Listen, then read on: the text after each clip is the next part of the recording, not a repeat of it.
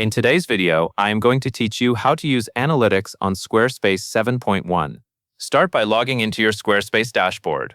Once you are inside your site, look to the left-hand navigation menu and click on Analytics. This is where Squarespace collects and organizes your website performance data, so it is the main area you will use to understand how visitors are finding and using your site. After you open Analytics, take a moment to look at the top right corner of any Analytics report page. You will find a Date drop-down menu there. This menu lets you filter your metrics by a specific time frame.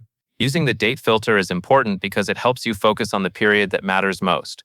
Whether you want to review recent performance, compare activity over time, or look at trends during a campaign or content update. Next, check the traffic section. This area gives you a broad overview of how your website is performing. You will be able to see visits, page views, and unique visitors over time. Visits show how many browsing sessions happened on your site. Page views tell you how many total pages were viewed.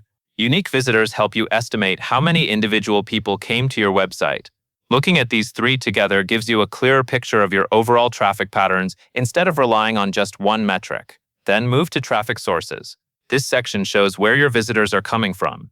It helps you understand whether traffic is arriving through search engines, direct visits, social media, or other referring sources. This is especially useful when you want to measure which channels are bringing people to your site and where your marketing efforts are having the biggest impact. After that, open Site Content. This report helps you identify your most popular pages. It also includes engagement metrics like bounce rate and average time on page. Bounce rate can help you understand whether visitors are leaving quickly, while average time on page gives you a better sense of how long people are staying and engaging with your content. Together, these numbers can help you spot strong pages, weak pages, and areas that may need improvement. As you go through each report, use the date filter whenever needed so that your data stays relevant to the time period you want to analyze. That covers everything you need to know.